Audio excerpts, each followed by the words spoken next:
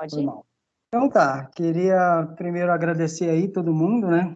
Aí na sexta-feira, no meio da tarde, tá aqui na apresentação. Muito obrigado aí quem veio prestigiar e tentar, assim, ver um pouco do que eu tenho para falar, né? Eu tenho algumas coisas, assim, que eu gostaria de falar, além da minha pesquisa.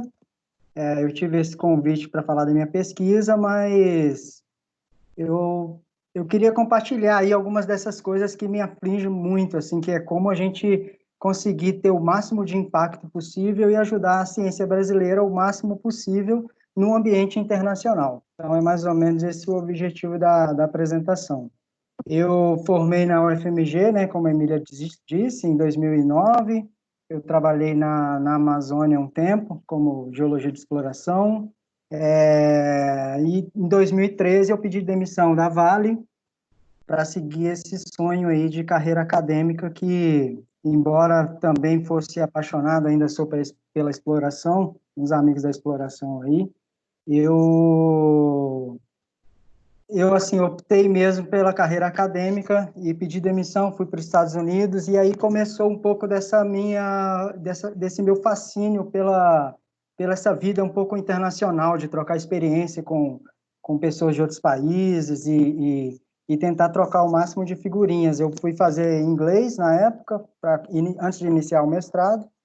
Eu era bastante fraco, assim, fui para o Oregon, trabalhei, fiz curso de inglês lá na Concordia University, lá no estado, lá em Portland, e aí eu fui secretário, eu tive a oportunidade de ser secretário da parte internacional, da Secretaria Internacional da Universidade. Eu era assistente da secretária e eu tinha essa função de poder conversar com todo mundo que estava chegando, ensinar sobre cartão do ônibus, o cartão da universidade, essas coisas assim. E aí eu acho que eu queria trazer essa parte aqui, porque acho que foi aí que tudo começou, assim, antes do mestrado, e aí foi. Fiz o mestrado e acabei o mestrado lá na UFMG, vim para a UNB para fazer o doutorado com o professor Bernard. Na época, assim, a gente estava numa época de trocando muitas experiências e muitas ideias sobre o meu projeto. Eu estava bastante animado, a gente estava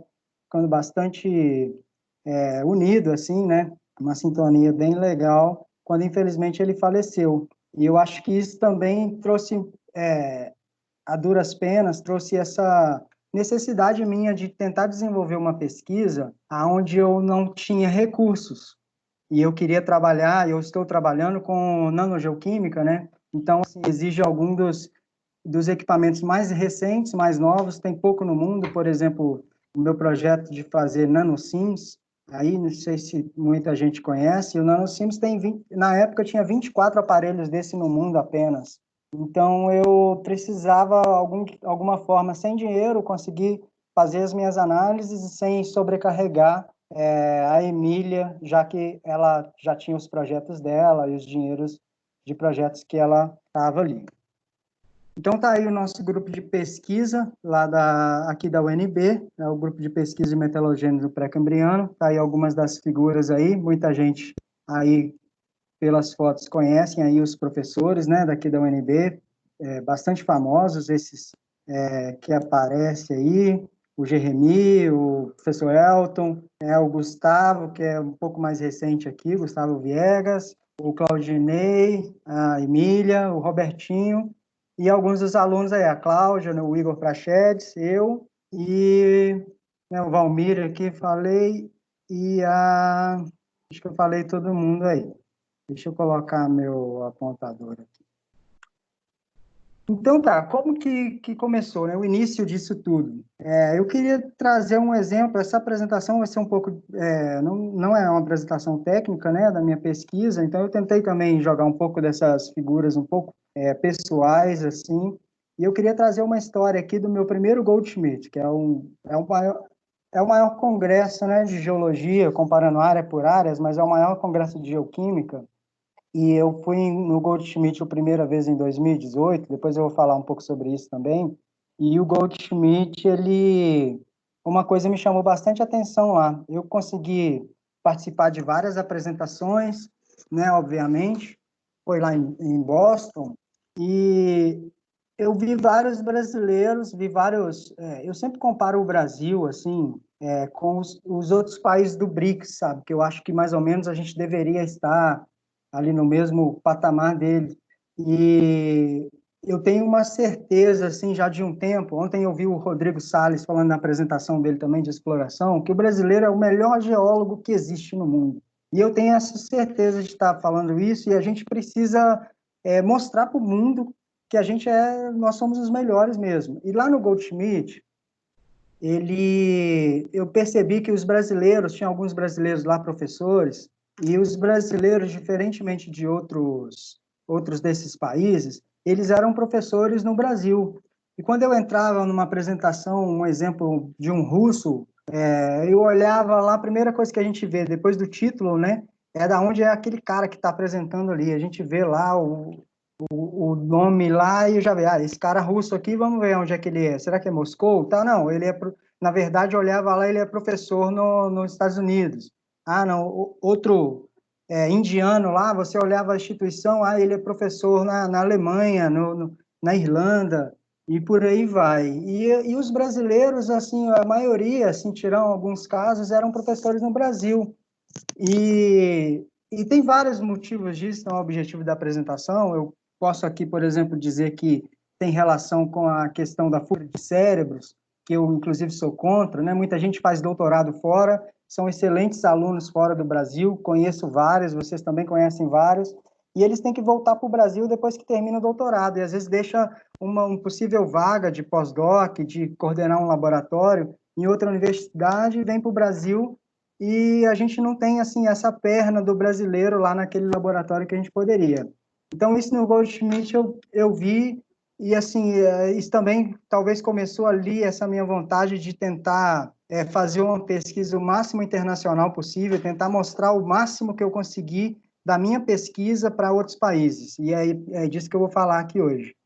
Outro ponto interessante aqui, segundo ponto, onde está a minha área nesse mapa, né? Eu fui essa semana atrás de alguns exemplos e a gente consegue ver várias situações onde, no Brasil, a gente lê, por exemplo, um artigo de revisão e às vezes tem lá o Craton de São Francisco e o Craton de São Francisco está numa posição completamente diferente da onde ele realmente é.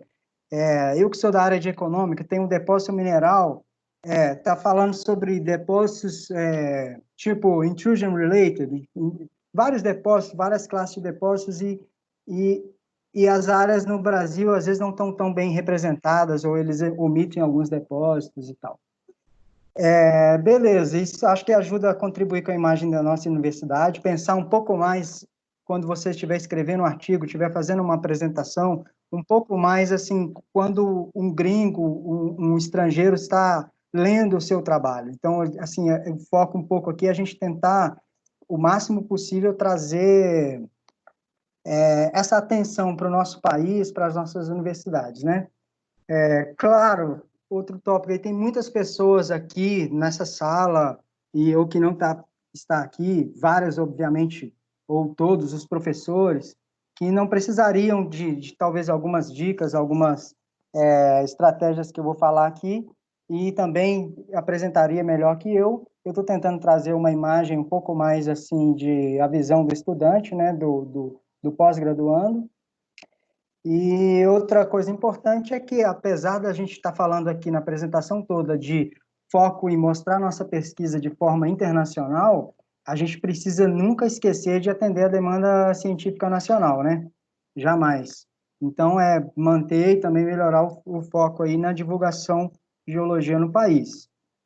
Um sumário aqui de algumas coisas que eu quero apresentar hoje aqui. Bom, eu vou começar falando aqui sobre os títulos de trabalho, como a gente pode ver vários títulos e escolher, assim, pensar bastante em escolher um título que possa atingir o máximo possível dessa demanda internacional. Estabelecer contato a partir de um artigo já publicado, estabelecer contato com o pesquisador. A gente, né, nós, pós-graduandos, temos medo, às vezes, de fazer isso, então quero mostrar algumas estratégias, alguns exemplos de sucesso que eu já tive. Participar de eventos internacionais, citar os trabalhos dos estrangeiros nos nossos trabalhos, né? participar de Sociedade de Geologia Internacional. Eu também vou falar em como participar, por que você tem que participar do máximo possível. Várias delas são gratuitas para pós-graduandos, né? E também vou fazer aqui, falar um pouco sobre a minha experiência de doutorado, vou tentar trazer como foi para eu conseguir fazer o doutorado no exterior, como que foi a minha experiência lá, o que que eu fiz e tal, e por aí vai. Outro ponto importante, dinheiro, né? A gente precisa falar um pouco sobre como essas parcerias sem dinheiro podem ainda ser construídas e o que que a gente tem a oferecer como geocientistas aí no Brasil. E quero falar um pouco sobre a importância do ResearchGate, que é uma rede social, né? Acho que a grande maioria aí tem. Quem não tem, eu também vou falar sobre como é e por que que você deveria ter e como algumas coisas podem ser feitas a partir dessa rede. Primeiro, né, vou falar aí dos títulos de trabalhos, né, tem aí um cartão atrás aí com vários títulos diferentes, e eu quero apresentar, eu fiz uma colinha aqui, tem alguma coisa que eu estou esquecendo. É isso aqui. Uma meta interessante que eu adquiri para mim, assim, não sei, em alguma parte já do meu doutorado, eu tive uma meta interessante que é o seguinte: eu queria que alguém citasse o meu trabalho, não só o máximo possível, claro, mas como estudante, como pesquisador júnior, né? Aqui alguém citasse o meu trabalho, um estrangeiro, por exemplo, alguém está trabalhando é, na Austrália e pode citar o meu trabalho, mas sem ser um trabalho de revisão, ou até mesmo um trabalho de revisão, ou alguma área parecida. Então, para isso, eu preciso ter um bom título de trabalho. Por quê? Olha só, aqui um print screen da minha tela, eu escolhi a gente assina vários desses alertas, né, e table of contents dos artigos. Aí eu peguei um aqui que não é muito da minha área, mas é um dos que eu sigo, que é o American Mineralogist. Então, a gente recebe um e-mail desse assim, e é um vídeo, isso aqui eu vou mostrar mais ou menos como eu acho que todos ou a maioria das pessoas veem quando abre um e-mail desse, ó. Eu dei o play aí no vídeo, mas eu olho mais ou menos assim, eu imagino que a maioria olha assim, né? É uma leitura olhando pelos títulos, e o que que a gente mais ou menos chama atenção na nossa... O cérebro da gente vai destacar alguma coisa aí. No caso desse meu aí, é uma revista que não é uma das que eu mais leio e tal, mas eu vou olhando assim, eu olho algumas palavras. Uma delas é se tem alguém que você conhece. Se tem o seu nome ou o nome de alguém ali que você conhece, ele vai piscar na sua mente ali rapidamente. O título, obviamente, do trabalho. O título do trabalho, se ele está ali escrito uma palavra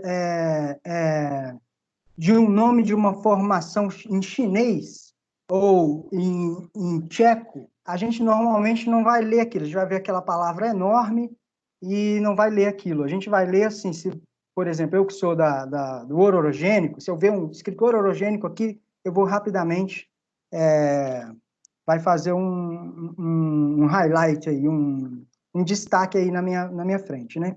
Acho que vocês entenderam. Então, quando eu faço isso pensando na outra pessoa, quando o meu artigo está ali no meio. Então, eu preciso focar no título. Eu preciso focar num título que vai me trazer, vai chamar a atenção de outra pessoa. Então, eu tive aqui um exemplo aqui de 4 títulos de trabalho. A região lá onde foi feito esse trabalho espetacular aqui, que é hipotético, tá, gente? É a região que eu também chamei hipoteticamente de Tião do Chapéu, o Morro do Tião do Chapéu, alguma coisa assim. E aí, esses títulos de trabalho, eles são títulos de trabalho para o mesmo trabalho desenvolvido. Então, tem desde lá de geologia da região de Tião do Chapéu, então, às vezes um título de trabalho para trabalho de conclusão, e, obviamente, hoje em dia, ninguém tem mais usado assim, esse tipo de título aqui, mas olha esse segundo aqui, Geologia Estrutural e Metamorfismo em Tião do Chapéu, Brasil. Química mineral, geotermobarometria e idade laser ablation CPMS. Claro que o título estaria em inglês, né, para uma publicação internacional. Esse título aqui, para mim, para uma pessoa que não é da região, não conhece Tião do Chapéu e não tem nenhum interesse, ele provavelmente vai passar despercebido, porque geotermobarometria, ICP-MS e química mineral tem vários trabalhos. Então, esse trabalho aqui ele é interessante para quem está trabalhando na pesquisa aqui. Agora, esse aqui, ó, já é um trabalho, um título que já se usa e tem se utilizado um pouco mais hoje em dia, a evolução tectonotermal e o magmatismo polifásico em Tião do Chapéu. Então, eu estou focando aqui no processo. Então, o processo de evolução, o processo de evolução tectonotermal, muita gente quer entender. E aí você já pode trazer, a partir desse título aqui, alguma atenção para o seu trabalho. Mas veja esse último aqui, ó. Como o magmatismo sincrônico atua como motor termodinâmico em sistemas orogênicos. Um exemplo brasileiro. Quem é da área e vai ler lá, te conhece, ele vai acabar vendo que essa região, ela é a região de Tião do Chapéu. Mas vários pesquisadores internacionais, quando vê esse título, ele vai chamar um pouco a atenção se é a área dele aqui, tá bom? Então, mais ou menos é essa a ideia que eu quero trazer aqui, de tirar um pouco o foco da área, principalmente quando a gente tem nomes em português ali muito complicados, com acentos, e colocar mais, focar um pouco mais no processo. A ideia aqui é chamar a atenção do pessoal. Aí um exemplo agora já assim, um exemplo real de uma apresentação que vai ter no Org Sci Hub, não, eu esqueci lá, é o All Deposit Hub, né?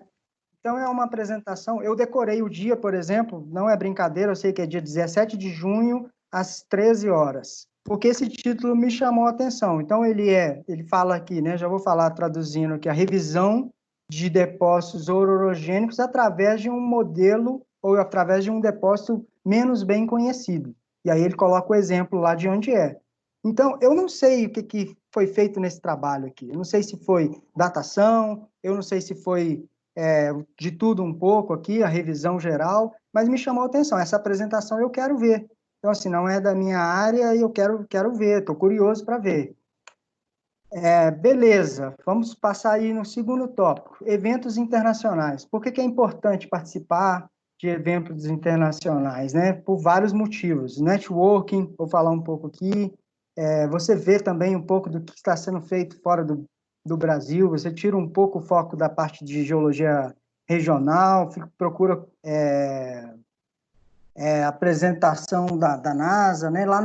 Eu já estou indo para o meu terceiro Goldschmidt agora, e eu sempre gosto de participar do ciclo de palestras sobre Marte. Eu acho interessante, assim, eu saio sem entender nada e eu saio feliz porque eu sou geólogo, assim, falo, muito legal. E por que que você tem que submeter resumos? Também vou falar disso. E o foco, qual que é o foco de participar e submeter resumos em eventos internacionais, né? É você sempre buscar, sair um pouco dessa geologia descritiva, inserir o máximo de geologia em conceitos globais. Também vou mostrar exemplos aqui para vocês. Além do networking, também quero contar algumas histórias aqui, que eu tenho certeza que várias de vocês também já viveram coisas semelhantes. Tá bom, você fala de evento internacional e você já pensa em dinheiro, né? Por exemplo, o Goldschmidt, ele é cerca de $200 para poder fazer a inscrição. Acho que isso é o preço de estudante já, tá? Mais $100 para poder submeter o resumo. Aí você tem passagem, hospedagem, não é barato. E aí eu digo o seguinte, que em 2018 eu fui para o Goldschmidt em Boston e eu não paguei nada.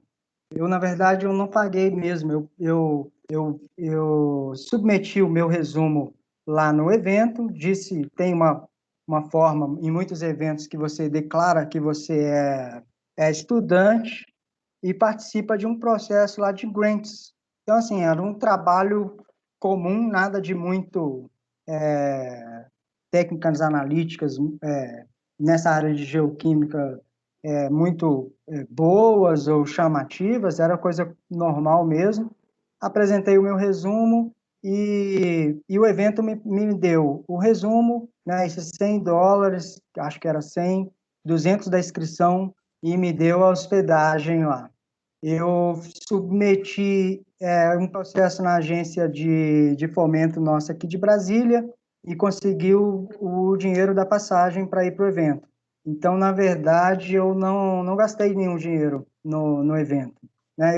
Como eu não tinha gastado nada, eu comprei o jantar de gala lá, caro e tal, mas era a única coisa que eu paguei, que eu acho que foi $70, alguma coisa mais ou menos assim. Outras formas de participar desses grants, desses benefícios, é você recorrer às agências, né, aos dinheiro, fundo de financiamento do seu próprio programa de geologia, né? Como tem o DPG aqui da UNB, que pode ajudar também com alguma parte do financiamento. E uma categoria bem legal de participante em evento é o voluntário. No Goldschmidt desse ano, né, ia ser lá no Havaí, agora ele vai ser via online, e eu ia ser o meu primeiro evento que eu ia tentar ir como voluntário, submeter o processo para ir como voluntário. Então, você não paga a inscrição no evento, você não paga, talvez, o abstract, não sei exatamente, não lembro exatamente, eu sabia. E é uma categoria bem legal de você participar de um evento que vai enriquecer muito sua vida sem gastar aí tantas economias, tá? Eu também sou bolsista da CAPES.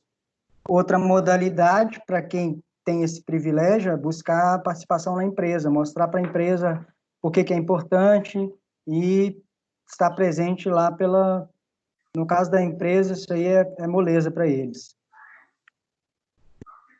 Networking, né? Tá aí uma foto do Goldschmidt do ano passado, Barcelona.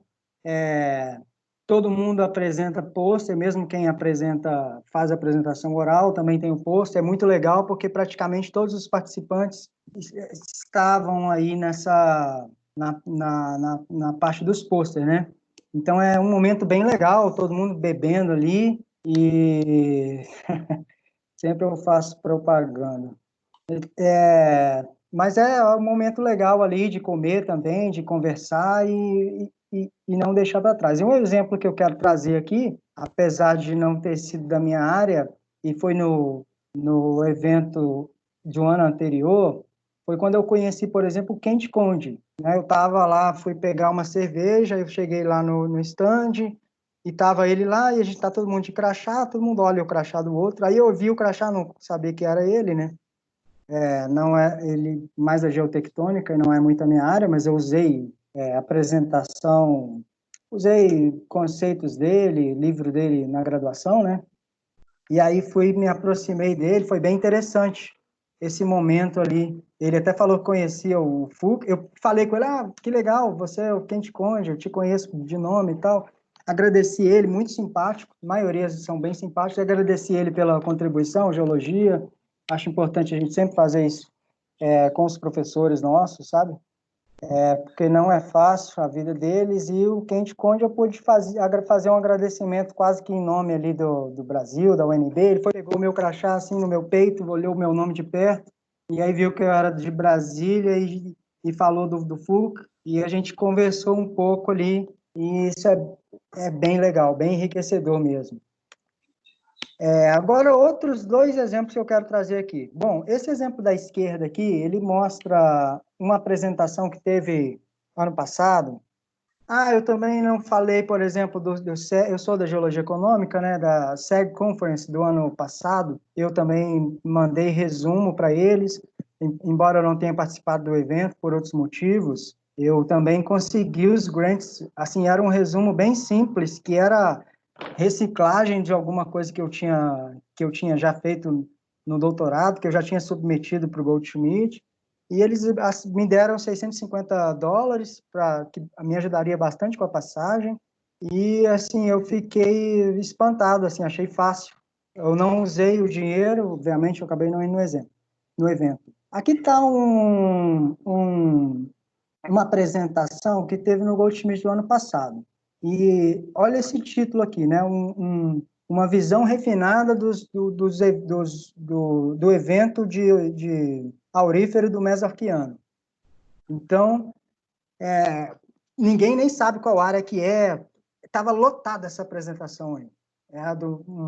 Um rapaz pós-doutorado, ele terminou o pós-doutorado dele agora lá na ETH, lá em Zurique, e ele fez essa apresentação, estava lotada a apresentação dele, pelo título também, né?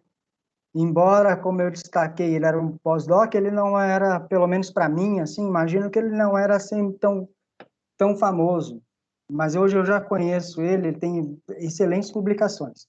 E o que aconteceu nessa época foi que depois da palestra dele, eu fui lá, conversei com ele, eu estava com uma colega da UFRJ, e falei alguma coisa para ele ali, e aí depois na sessão posta, e ele não respondeu direito, estava cheio de gente ali em volta dele e tal, e na sessão posta ele me viu passando e começou a conversar sobre a minha pergunta que eu fiz para ele e tal, ele convidou para jantar. A gente saiu para jantar lá, eu e mais duas colegas, e eu acho que esse exemplo foi legal, porque no outro dia ele marcou uma reunião comigo 11 horas, queria levar outros pesquisadores já famosos para testar a minha ideia ali. Ele tinha ficado interessado na minha figura de reação de arsenopirita baseada na temperatura, foi o trabalho que eu apresentei lá.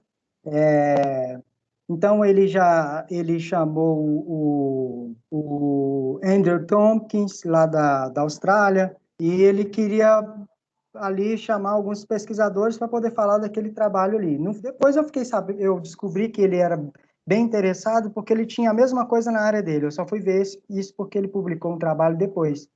Mas foi legal porque ele me ofereceu, através de um orientador dele lá, ex-orientador dele, alemão, um pós-doutorado, e foi interessante. Eu só consegui isso porque eu me aproximei dele ali no evento, eu conversei com ele, apresentei a pesquisa. A gente sempre tem as melhores amostras aqui no Brasil, que às vezes o europeu não tem. Ele tem acesso a poucas amostras, a gente tem acesso ao depósito inteiro, a gente vai, pega a quantidade de amostra que quiser. Claro, não é tão fácil ficar indo no campo sempre, mas a gente tem uma ampla zona de amostragem, né? Esse outro caso aqui era um artigo, coloquei o artigo dele aqui, que é do Philippe Gopon. O Philippe Gopon, ele é de Oxford, e eu estava lendo esse artigo dele porque me interessa, é da minha área, e aí terminei de ler o artigo. Foi um artigo que eu imprimi, que era um artigo que eu queria realmente ler todo. No final eu vi essa foto dele. E quando eu vi essa foto dele, é que eu fui perceber que eu conheci ele no evento, né? Ele ficou, depois da minha apresentação, ele ficou lá e queria me fazer umas perguntas, assim, fora do tempo de perguntas, e foi bem legal, porque quando eu vi que era ele, eu já mandei um e-mail na hora para ele, comentei sobre coisas de trabalho, e também já consegui ali estabelecer algum contato com o grupo de pesquisa dele lá em Oxford. Beleza, outro ponto, citar pesquisas internacionais nos seus trabalhos. Por que a gente tem que citar e como eu acho que a gente tem que citar? Eu acho que a gente tem que citar o máximo de pesquisas possíveis, de preferência pesquisadores mais jovens, que têm talvez um pouco mais de vaidade de poder ver o e-mail, mais de tempo também, de interagir um pouco mais com você, e você usar sempre a sua introdução e a sua discussão ali para comentar sobre outras áreas que são similares à sua. Por que você tem que fazer isso? Né? Por que você pode citar exemplos parecidos com o seu e também chamar atenção para outras áreas conhecidas além da sua? Aqui está... eu tenho pouquíssimas citações dos meus trabalhos, mas eu coloquei aqui um print do e-mail que eu recebi naturalmente lá da Springer. Esse artigo está na Mineral in Deposita, falando que o meu artigo tinha sido citado. Então, ou seja, quando alguém cita o seu trabalho, você recebe um e-mail dizendo que citou. Eu talvez não fiquei sabendo isso agora, depois de estar fazendo doutorado, né? Então, quer dizer que quando você cita uma pessoa, ela também vai receber um e-mail dizendo que você citou ela. Então, a primeira coisa que muitos vão fazer, principalmente se tiver um pouco mais de tempo e se interessar pelo título do seu trabalho, é ir lá ver o seu trabalho. E talvez ele vai citar você depois que você citou ele, né? Participação de associações internacionais. Eu queria dar só um exemplo aqui, vou começar pelo final aqui. Recentemente eu recebi um e-mail que o meu 2 anos de associação com a Geochemical Society tinha expirado e eu tinha que renovar, né? Todo mundo sabe o que é isso. E como eu já estava criando essa apresentação, eu consegui ver lá que tem como a gente, pelo nome da universidade, a gente saber quem são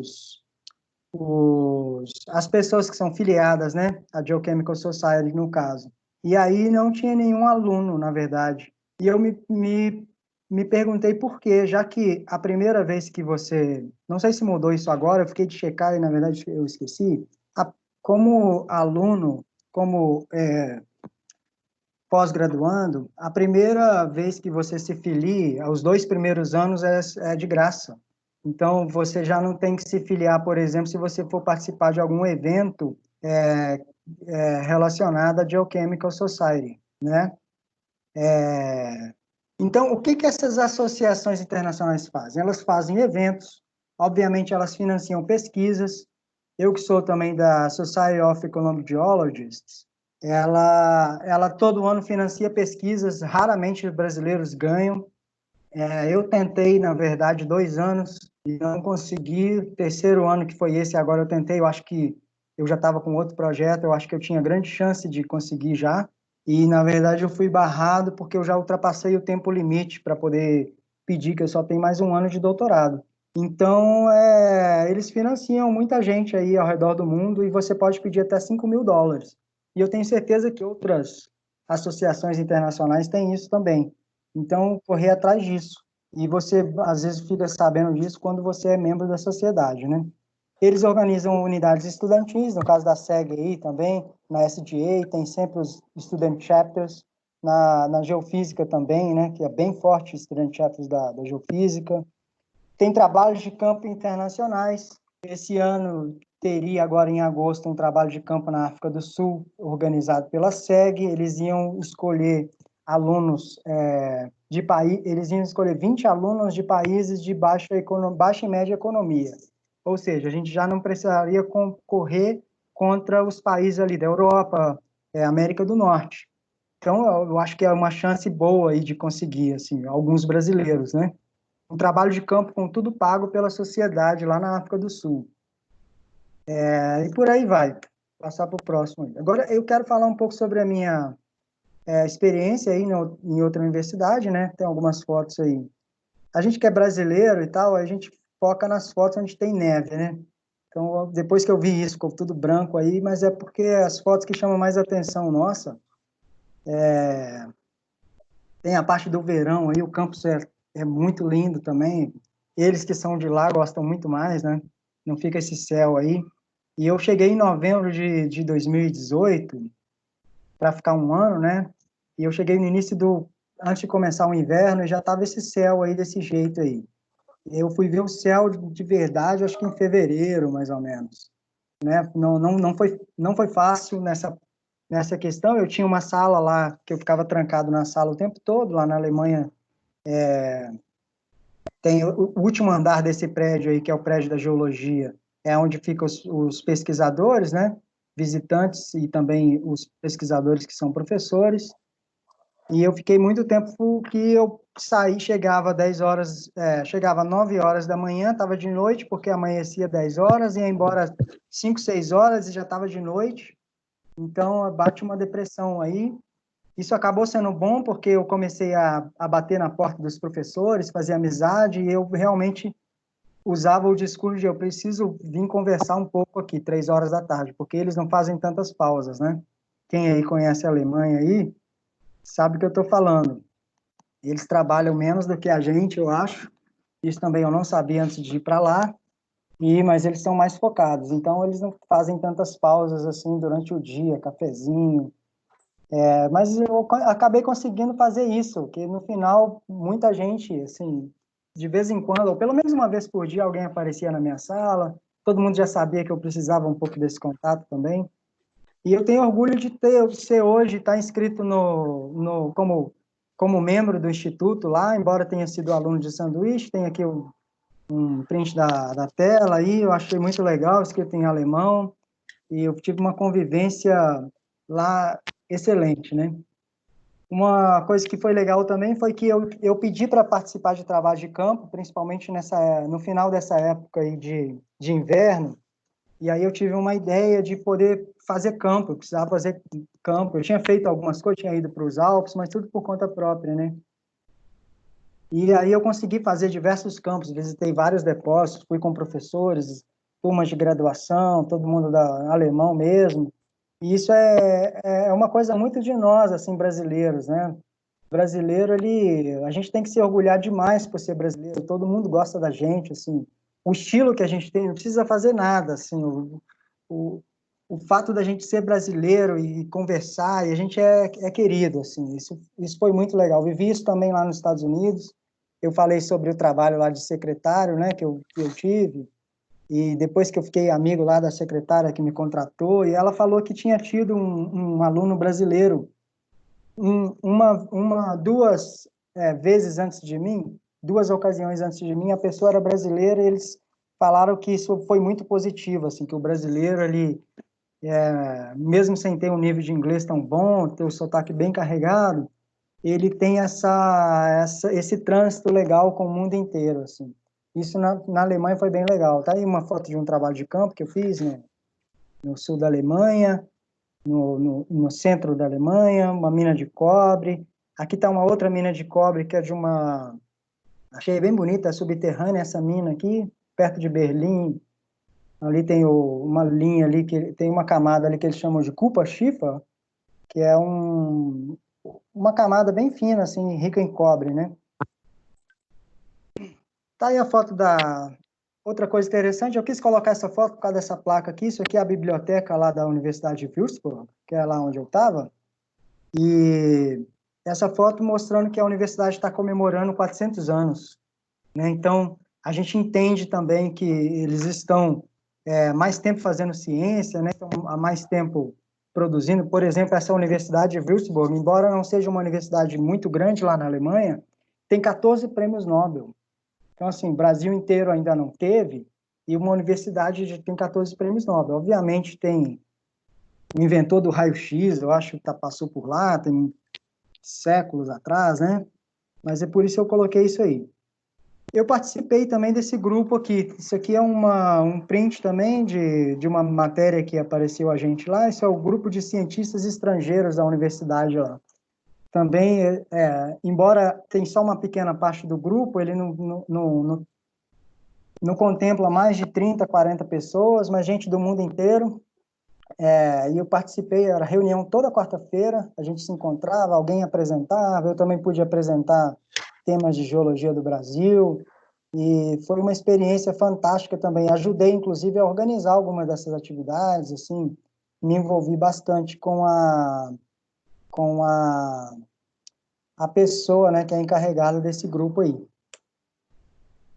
E aí eu pus essas fotos aí que eu peguei do último dia meu lá na universidade, ou pelo menos um dos últimos dias, foi um evento que eles fizeram lá para minha despedida mesmo, foi um almoço no Museu de Mineralogia, e mais os pesquisadores aí, e eu, para mostrar, assim, o mais legal que eu acho que a gente tem no mundo, assim, isso vale para qualquer relação, são as pessoas, né?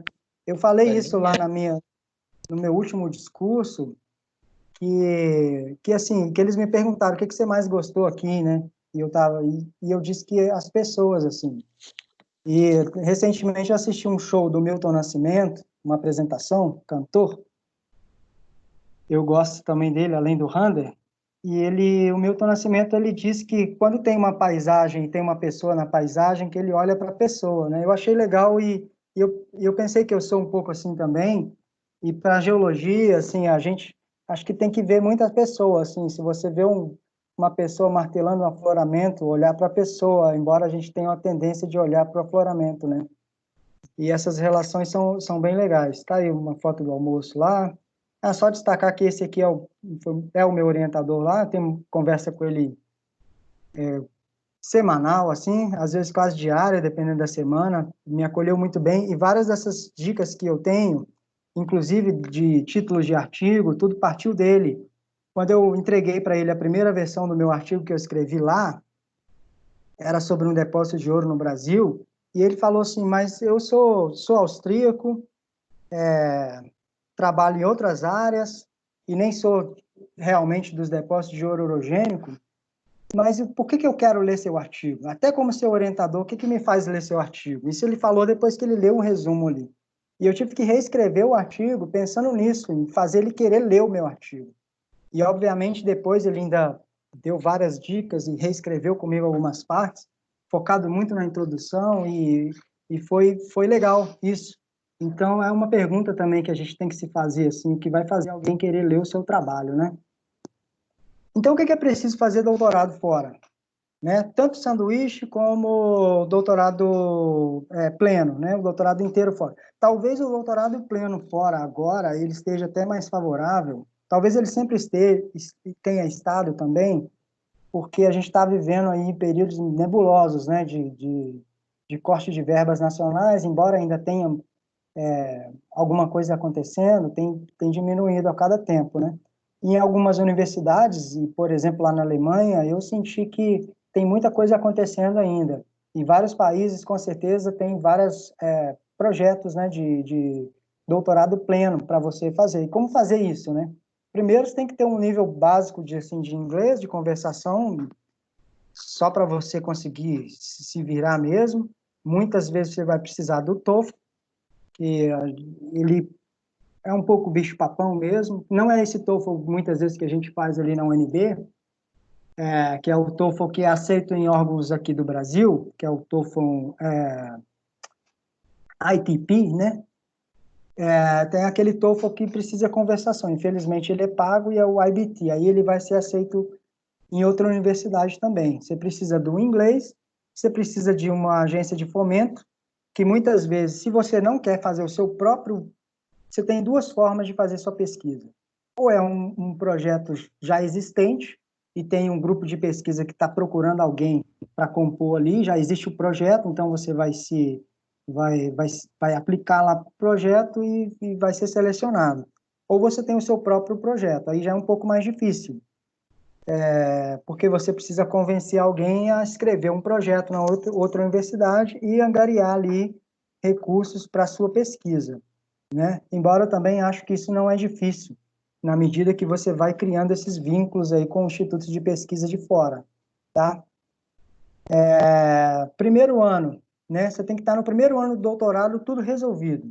Então, você vai estar no doutorado, quer fazer sanduíche, primeiro ano você tem que estar mais ou menos resolvido, que é ter um orientador estrangeiro e um projeto.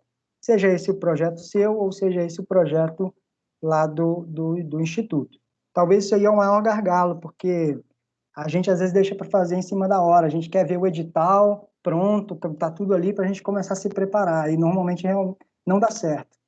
Para quem está no mestrado, eu aconselho assim: a primeira coisa é você falar para você mesmo, falar, eu quero fazer doutorado pleno fora, ou pelo menos o sanduíche. Eu quero fazer isso. Isso é a primeira coisa. Você falar que quer, você vai fazer. Então você vai fazer. Não quero saber, eu vou fazer. E o brasileiro, eu já falei, a gente consegue o que a gente quiser. A gente consegue, a gente vai, o pessoal tem simpatia, nós somos bons, assim, que a gente tem conhecimento em quase todas as áreas. Quem conhece aí outros cursos de geologia, como eu conheci um curso de geologia americano, primeira vez, o pessoal é muito bom em algumas coisas, mas eles não são tão bons em tudo quanto a gente é, né? E isso faz realmente diferença. Tá, envio de comentários, aí isso aí é uma outra estratégia para você criar um primeiro vínculo com outros institutos de pesquisa. Envio de comentário para autores de artigos publicados. Você lê um artigo, gostou daquele artigo, ele está na sua área, não tem porquê você não ler ele, ter algumas dúvidas, ou ler ele e não entender alguma coisa, que talvez não está ali bem explicado, e mandar um e-mail para o autor, né? Então, eu fazia isso desde o início, e depois de um tempo eu fui, talvez, escrevendo. Também a gente vai aprendendo aos poucos, um e-mail, a gente vai entendendo qual tipo de e-mail, qual tipo de mensagem que tem uma taxa de resposta maior, né? Não é você mandar um e-mail simplesmente elogiando o trabalho de alguém, sem nenhum comentário, nem nada. eu acho melhor não fazer isso, porque muitas vezes as pessoas estão bastante ocupadas e tal, e pode ter o efeito contrário do que você quer. Mas você tem que fazer isso, você tem que ler o artigo. Eu sei que isso acontece com todo mundo, vai ter dúvidas e mandar. E a taxa de resposta que mais existe é a taxa de resposta onde você faz uma crítica ao artigo da pessoa. Tá aí, esse e-mail à direita aqui é hipotético, tá?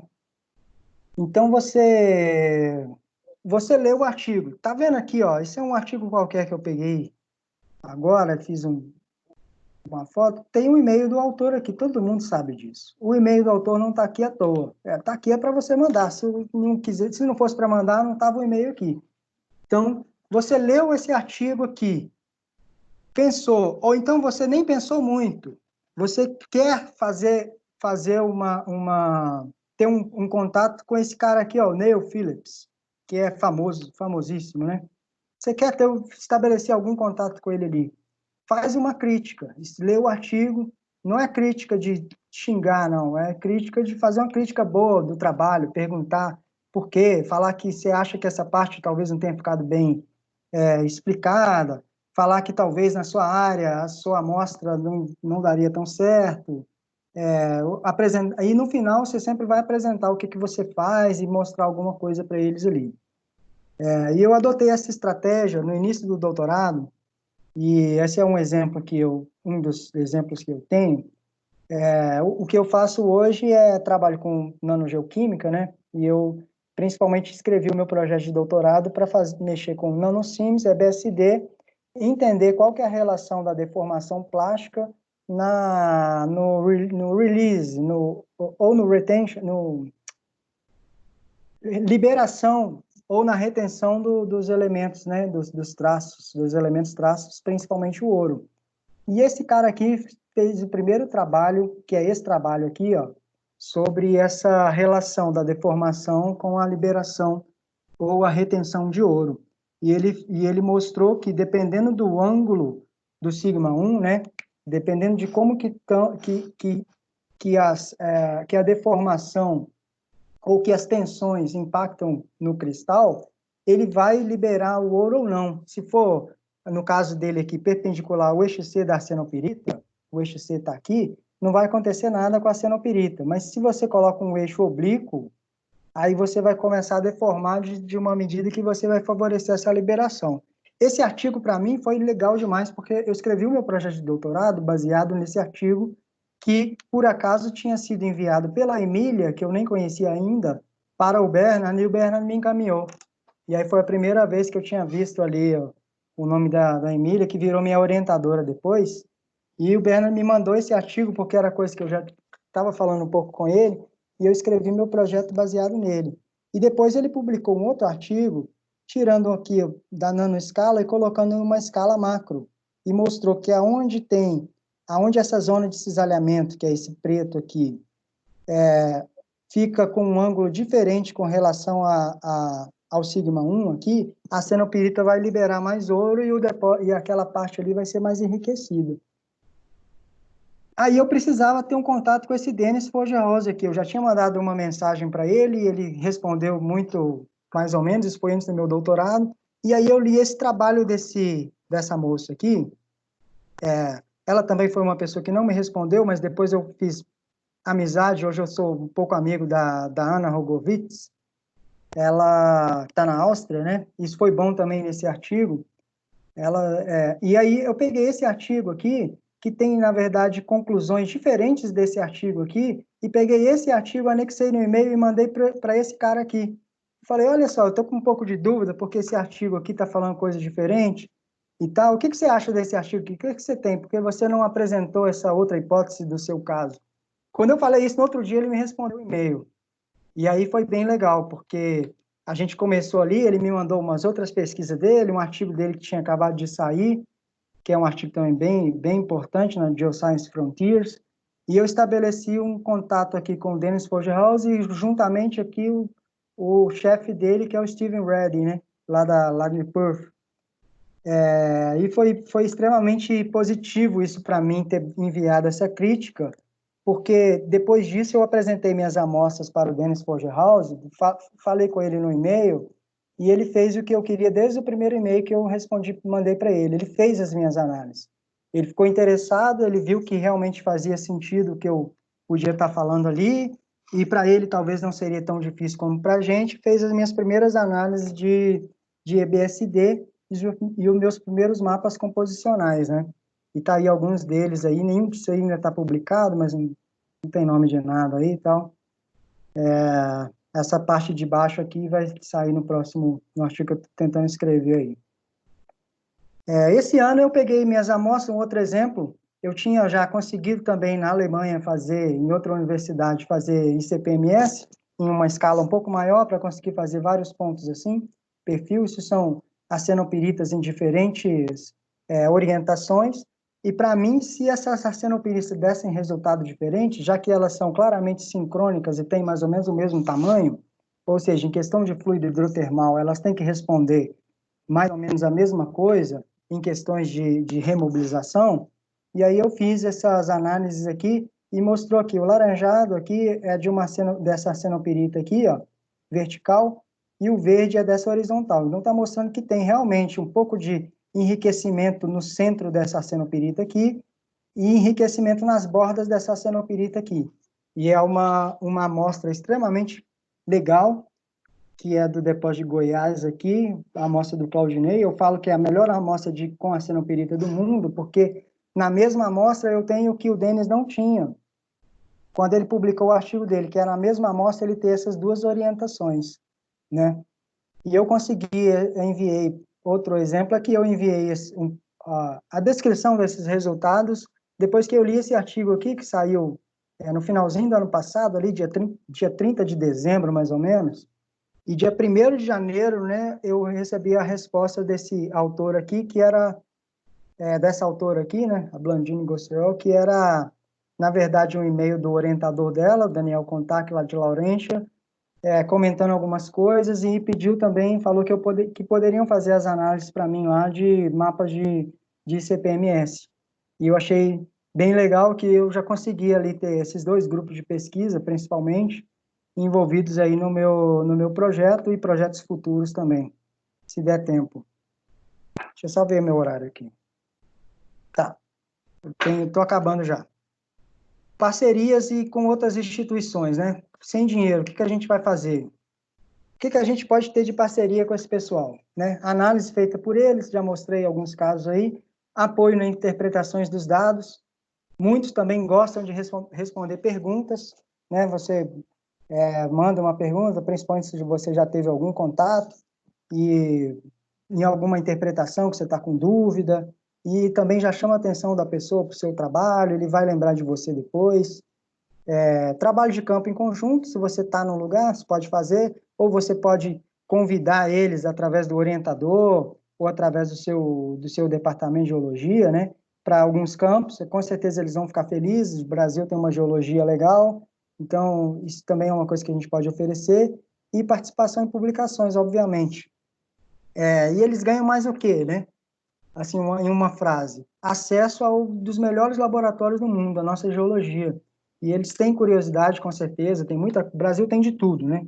A gente está em dimensões continentais aqui, cabe a Europa aqui dentro do Brasil. Então, a gente tem de tudo aqui e a gente, às vezes, precisa de ajuda um pouco para entender e também a gente precisa deles, talvez do parque de laboratório mesmo, em alguns aspectos, para poder construir essas parcerias. E, por último, queria falar aqui sobre o WorkID, ó, sobre o ResearchGate. Eu coloquei outras redes aí, mas eu estou usando só o ResearchGate aqui nos slides. E é o Facebook, eu não tenho Facebook, né, mas seria o Facebook do pesquisador. Acho que a maioria aí tem, quem é de empresa aí e tal, e não tem ainda, deveria. E lá você vai ter, por exemplo, eu abri uma caixa aqui, e aqui tem uma pessoa aqui que eu fiz um request, uma solicitação do trabalho dela. Então, é legal, depois do ResearchGate eu parei um pouco de usar, não sei se isso é bom ou ruim, mas eu parei um pouco de usar o portal de periódicos da CAPES para baixar alguns artigos, porque quando você pede diretamente para a pessoa, você já abre um canal de de conversa ali, né? Você pediu o artigo, fala que está fazendo alguma coisa semelhante, e você pode iniciar uma conversa ali ou não. Outro print da tela aí isso aí que eu vi depois que ele estava apresentando, não tinha nem percebido que aqui ele está me sugerindo para eu seguir esse autor, aqui, todos esses aqui, né? Que são pessoas que eu já citei. Então, o ResearchGate, ele sabe quem cita quem, obviamente. Então, quando você é citado, você também vai ver isso no ResearchGate. Então, eles veem isso também quando você tem esse processo de citação mútua, né?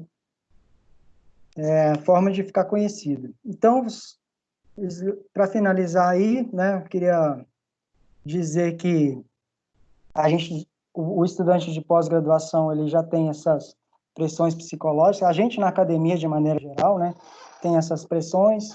Queria dizer aí que eu também vivo isso aí, que é não consegue dormir à noite, fica pensando na tese, nos artigos. Aí chega no dia, você fica cansado porque você não dormiu à noite. E passar uma força aí para todo mundo que está em casa, nós da geologia, né? A gente é muito do campo e a gente acho que sofre mais de ficar enclausurado em casa, e exaltar a ciência aí que está sendo um pouco atacada e ajudar todo mundo aí, lembrar sempre de não divulgar e combater fake news. Por último aí, o meu obrigado aí para a minha orientadora, Emília, o meu orientador Hartwig Friemel, que é lá da Alemanha, também, né, eu tenho um orientador no Brasil, eu estou agradecendo mais quem ajudou especificamente nessa apresentação, mas o Rosier aí, que é meu mestre, a gente troca ideia sempre. A Roberta, pelo convite, tá, Roberta?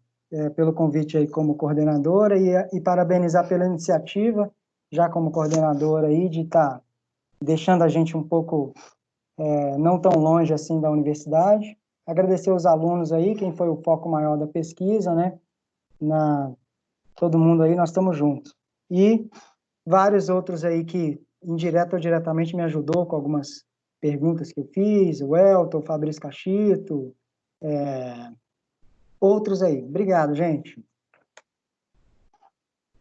Oi. Muito obrigada, Wendel. Muito bacana a sua apresentação. Né? No começo você falou que ia apresentar para a gente aí, que tinha mais experiência que você, mas eu acho que quando a gente vê uma apresentação desse tipo de um pós-graduando, né? Porque muitas vezes a gente esquece que a gente também foi estudante, que a gente já esteve onde vocês estão hoje. E às vezes é difícil a gente voltar no passado e entender quais são as necessidades que vocês têm, né? A gente aprendeu a escrever artigo, eu aprendi a escrever um artigo no meu doutorado, depois eu passei aí pelo menos uns 10 anos ou mais, né, para escrever outro artigo, depois do meu doutorado, porque eu fui fazer outras coisas, e não foi tanto, sei lá, não me lembro mais, enfim, não importa o tanto de tempo, mas levou bastante tempo. Mas, assim, aquilo que eu aprendi no doutorado ficou bem marcado, né? E hoje eu uso muito essa experiência. Quem me ensinou a escrever um artigo foi realmente a minha orientadora, que tinha muita paciência, que corrigia o inglês, ensinava tudo. É uma pesquisadora aí, que ela é um pouquinho mais velha que eu só, mas é uma pessoa com muita experiência, revisora e editora de revistas importantes, né? Hoje ela é editora-chefe da Bayesian Analysis, que é uma revista aí de alto nível, né? Bom, enfim, outra coisa, achei muito legal essa análise que você fez do título. Eu só queria fazer um comentário adicional. Desculpa, eu vou abrir para perguntas, mas é porque ele me instigou a fazer alguns comentários, tá? O título, o negócio de colocar o nome da área, se for uma coisa como Carajás, Bacia do Paraná, Craton Amazonas, é importante, tá? Então, depende muito do apelo que tem o nome que você vai colocar. Então, a gente tem que pesar muito isso, né? É claro que o Tião do Chapéu com acento, como você falou, né? Não vai ser um nome que as pessoas vão fazer ou vão se interessar. Então, o negócio do pôster que você mostrou, eu fiz umas anotações aqui para falar, é uma coisa que a gente valoriza pouco nos nossos... nas reuniões, nos congressos que a gente organiza no Brasil, mas é uma coisa muito valorizada em grandes congressos, né, em grandes eventos, e a gente precisa valorizar mais. O que eu estou vendo é que os pequenos eventos no Brasil estão valorizando mais, mas já tem mais valor, mas a gente precisa valorizar mais o pôster, porque é onde você tem a oportunidade de olhar a pessoa, de ver o crachá, né?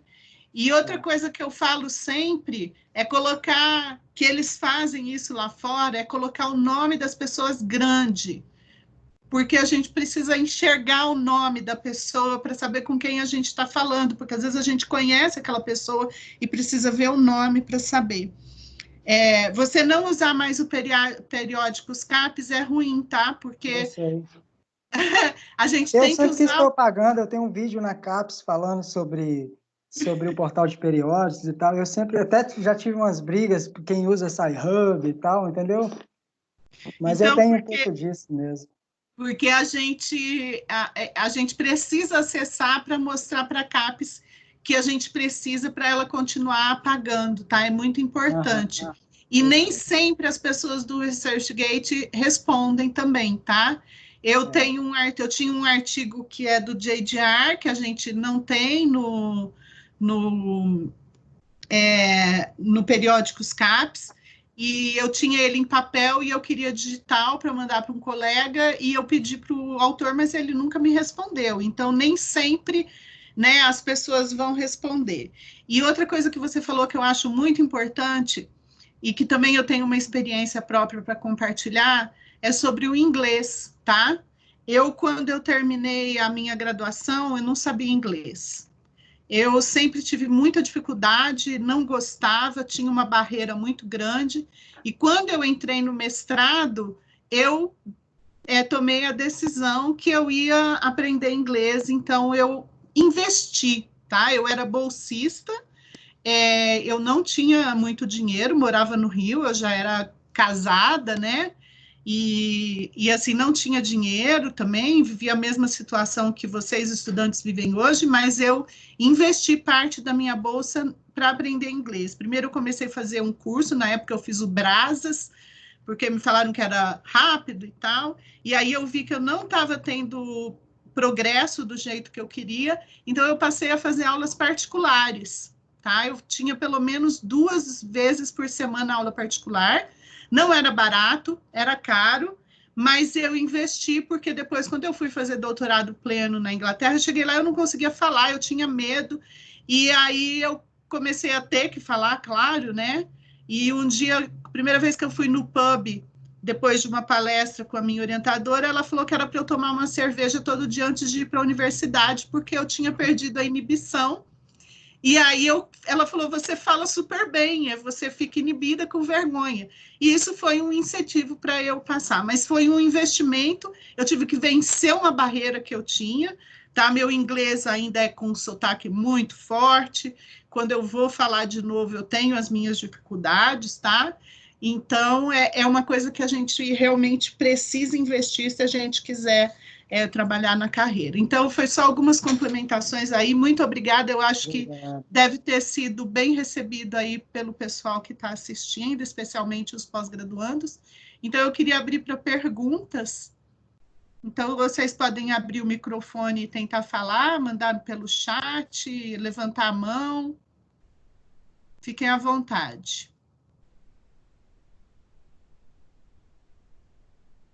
Ninguém quer fazer pergunta? A Emília acho que caiu, a internet... Eu quero. Quem? Pode falar. O Tiago Maia, sempre pergunta. Sim. Wendel, parabéns pela apresentação, eu adorei. Eu tenho só um adendo nessa sua palestra, na sua live, é o seguinte. Alguns grupos de pesquisa ou grandes pesquisadores de alguma área, eu também sou da área de geologia econômica, trabalho com depósitos magmáticos, né, sulfetos magmáticos, e eles têm um grupo de e-mail fechado, eles chamam de Mag and Sul. E lá eles se comunicam entre si toda vez que um publicam um trabalho novo, eles mandam nesse e-mail e todo mundo recebe automaticamente. Eles fazem perguntas entre si, tirando dúvidas entre os trabalhos, né? Quando tem oportunidade de doutorado pleno, eles colocam lá, né, para que os orientadores enviem para os seus futuros alunos, né, bolsas de pós-doutorado. Então, tudo isso é uma forma nesse nicho específico da geologia econômica se comunicar. E aí eu queria saber se com você também faz parte de algum grupo, se você conhece, como é que funciona isso para você? Ô Thiago, valeu. Eu tô querendo te conhecer pessoalmente, né? Depois que eu voltei da Alemanha, acho que você entrou mais recente, mas eu vejo que você é bem ativo aí, obrigado. E, assim, eu tenho... A geologia econômica, ela tem um espectro talvez mais amplo, né? Talvez pelos student chapters que tem da SEG, da SGA, tem mais canais de comunicação, né? Eu não participo desse canal de e-mail aí que você tá, até queria depois entrar, e eu concordo aí com esse... Eu sabia que essa apresentação, né, se eu envolvesse mais pessoas, ia surgir mais várias ideias, a gente internacionalizar nossas coisas aí. Imaginei que eu poderia fazer isso, mas eu queria também teria esse tempo, né, um pouco reduzido, e queria ser um pouco mais pessoal, assim, nessa parte. Mas obrigado aí, cara. E sobre a Roberta, não sei se mais alguém vai querer, naquela parte dos títulos lá, embora eu não tenha falado, os 2 últimos títulos ali são altamente aceitáveis. Eu podia ter destacado isso na apresentação, né? E eu com certeza pensei isso, dependendo da área e dependendo do que você está fazendo, chamar atenção para a sua área é fundamental, né? O cara vai fazer um trabalho de Carajás, ou, por exemplo, do Barberton, né? Ou algumas províncias famosas, e o título, ele já, por si só, já traz essa atenção, né? Mas Carajás e Quadrilátero, talvez um pouco, é onde todo mundo, fora do Brasil também, já conhece. Mas várias outras áreas o pessoal não conhece, e por isso que eu coloquei aquele último título ali, que é Sem Dar o Foco na Área. Tá bom? Tem uma pergunta aqui do Eduardo Valentim. Ele perguntou para você quais são as maiores diferenças que você observou entre as pesquisas realizadas na universidade que você foi na Alemanha e o que a gente faz na UNB.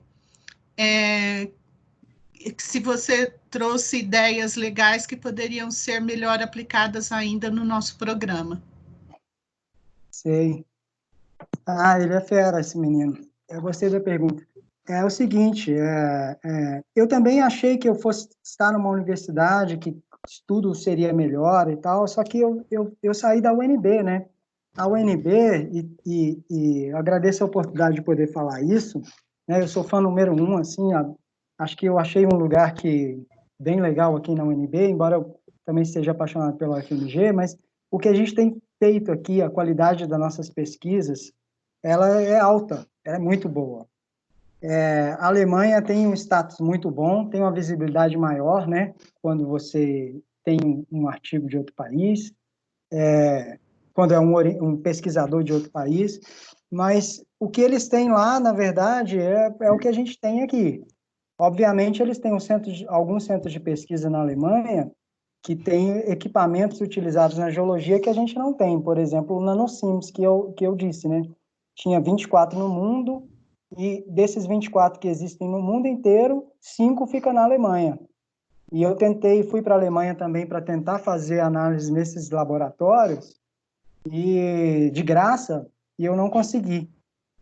Na verdade, desses 5, apenas 2 fazem análise para geologia, outros usam para outras ciências, e eu não consegui, mas eu tentei, fiquei feliz, eu fui, visitei o equipamento lá na Alemanha e não consegui fazer. Eu consegui talvez uma abertura maior lá na Austrália, né? E agora estou começando a entrar para fazer algumas análises no Canadá. Mas eu acho que a gente tem que se orgulhar demais, assim, até na hora que a gente falar, assim, olha, eu sou da Universidade de Brasília, ou em qualquer outra universidade do Brasil, né?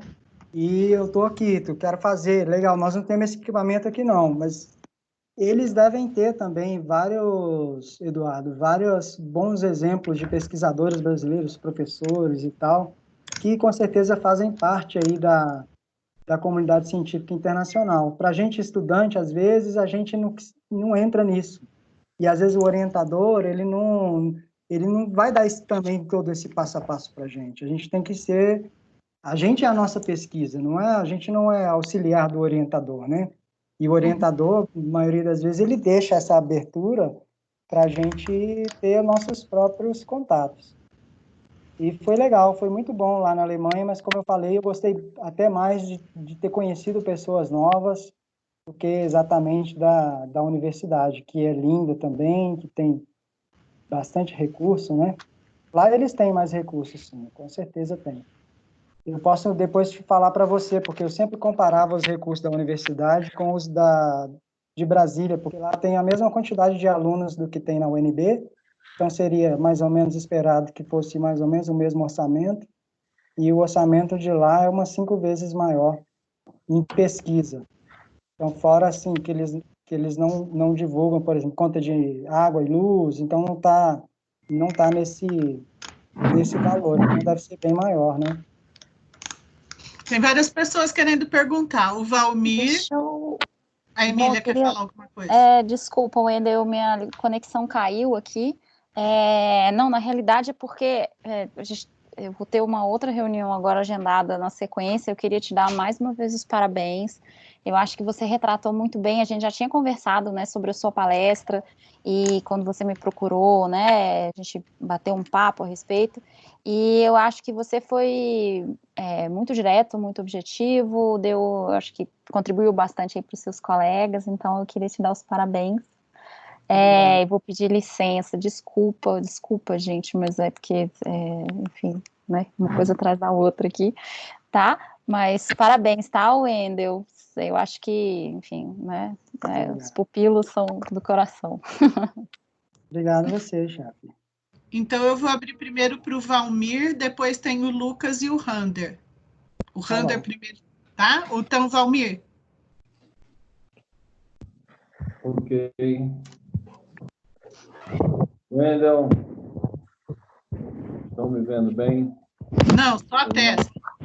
Agora uma situação aqui um tanto complicada, porque o meu garoto está usando o meu computador para fazer tarefa e... Vamos lá. Parabéns pela sua apresentação, pela experiência que você trouxe para a gente aí, né? Mostrando a sua interação com outros centros de pesquisa. A minha pergunta vai diretamente nesse sentido. Eu fui formado na UFPA e, na minha época, todos os professores, de alguma maneira, faziam seus doutorados na Alemanha, né? Por conta do programa DAD da Alemanha, permitia com que muitos deles fossem para a Alemanha fazer seus doutorados, isso no Brasil inteiro, né? No Brasil inteiro. Depois disso se acalmou, poucas foram as manifestações de outras pessoas indo fazer seus doutorados, em função de que esses professores, quando voltaram para o Brasil, eles montaram uma massa crítica, né? E muitos programas começaram a ter a sua independência e fazer os seus programas de doutorado. E depois isso se esfriou bastante. No atual momento, como é que você vê esse atual momento para que esses jovens brasileiros queiram fazer seus doutorados fora, na Alemanha, essa perspectiva? Porque havia uma informação que o setor de mineração, principalmente da parte da geologia econômica, estava alguns centros, inclusive, tinham sido fechados, eles estavam mais se direcionando à parte da mineralogia. E qual foi a sua impressão nesse sentido, na oportunidade de se retomar esse novo fluxo, vamos dizer assim, de jovens estudantes brasileiros que queiram ir para a Alemanha, buscando uma formação melhor no sentido da parte da geologia econômica, metalogênica? Essa é a minha pergunta. legal. eu sempre quis ir para a Alemanha também, porque eu sempre tive contato com essa leva de professores, né, que tinha feito doutorado na Alemanha. Isso tem também muito lá na UFMG e tal, inclusive muitos alemães nos nossos institutos, né? O próprio Bernhard, embora seja austríaco, né, ele tinha quase toda a sua vida, a carreira lá na Alemanha. E uma coisa que eu acho que tem mudado muito dos alunos de hoje, o Valmir, é que essa questão da internet faz a gente ser um pouco mais próximo, ser um pouco mais independente desse contato físico para ver o que está acontecendo em outras universidades comparativamente à sua época, né? Então, assim, de cara, eu consigo destacar essa diferença no que a gente tem, no que talvez a gente tenha tido lá na sua época, que eu não vivi, e no que a gente tem, o que a gente tem agora. Os programas de pesquisa no Brasil estão em declínio também, porque alguns países, talvez o Brasil e alguns não muitos outros, eles se estabeleceram geologicamente muito baseado nas riquezas minerais, né? Então, assim, às vezes são países um pouco mais pobres, tipo o Brasil, por exemplo, que tem vários cursos de geologia muito bons, talvez pelo parque que a gente tem geológico aqui. E a gente, talvez por isso também, seja um pouco mais sensível a essas variações de commodity. Lá na Alemanha, embora com o tempo os pesquisadores de lá, por exemplo, eles acham que está cada vez pior em questões de facilidades do cientista, lá na Alemanha eu senti que, assim, que a verba de pesquisa, e eu tenho certeza que vários outros países, não diminuiu tanto quanto a nossa. Então, talvez agora, mais ainda, é hora da gente usar toda essa bagagem de geologia que a gente tem na graduação e também usar essa facilidade que a gente tem na internet, além da maior facilidade de falar inglês, que hoje em dia os jovens, a gente tem um pouco mais, e mesmo meter as caras e sair. Eu hoje, até nesse novo panorama brasileiro, eu vejo ainda muitas perspectivas para fazer pós-doutorado ou doutorado sanduíche no exterior, ainda sendo vinculado à instituição aqui. Mas tem muita coisa acontecendo lá e a gente não fica sabendo. Lá no departamento que eu estava, tinha um mural lá e tinha tanta vaga de doutorado, assim, sabe? Eu ficava impressionado, assim, e a gente não descobre isso. E todas elas, já um pouco é comum isso na Europa, né? Eles não são tão fechados quanto a isso. Todas elas, eles estão abrindo para todo mundo. A maioria é escrita em inglês mesmo, abrindo para todo mundo. Olha, tem uma vaga de doutorado, projeto tal, aqui na Bélgica, tal, ou então aqui na Noruega, e chamando alguém. E eu acho que é um pouco... Eu cheguei a tirar algumas fotos, eu mandava para alguns colegas aqui, mas a gente não tem esse contato. Mas a gente pode chegar nesse contato a partir de quando a gente se aproxima desses grupos de pesquisa através do ResearchGate e outras redes, o próprio e-mail, que eu acho que é um jeito melhor ainda de enviar. Não sei se eu respondi mais ou menos a sua expectativa. Perfeito. Isso é mais até para dar uma dinâmica de uma outra ótica, né, do que era a integração na Alemanha. Eu também, quando eu era jovem, né, também, vamos dizer assim, me entusiasmei em fazer as minhas complementações de estudo na Alemanha, mas não tive oportunidade. Mas parabéns pelo seu trabalho, tá? Espero que você por muito tempo aí na linha de frente. Grande abraço. Obrigado. Pessoal. Tem mais 4 pessoas querendo fazer perguntas, tá? O Lucas Eduardo Araújo, pode perguntar, Lucas. Opa, boa tarde, vocês me ouvem bem? Sim. Opa, boa tarde, eu sou o Lucas, acabei de virar mestre nessa pandemia, né, também estou procurando aí essas vagas de doutorado fora e tudo mais. Primeiro, eu queria parabenizar a iniciativa do programa aí pela palestra, né? Infelizmente, eu entrei no meio da palestra e não pude ver o começo, né? E a primeira pergunta é se essa palestra ela vai estar disponível em alguma outra plataforma para ser vista depois. Ela vai ser gravada, está sendo gravada. Tá ótimo. E a outra, né, é parabenizar aí, né, o Wendel, né, pela palestra e assim, eu queria perguntar, e eu queria também dar um adendo do que está acontecendo comigo, né, que pode também ajudar outras pessoas, né, eu tô desde o começo do ano procurando, né, doutorado fora e tudo mais, e existe alguns sites de anúncios, né, na área de geociência, na área acadêmica, né, que facilita bastante, né, abrevia muito o contato entre você e o orientador, às vezes há com projetos já prontos, né, e aí você tem que mandar as suas cartas de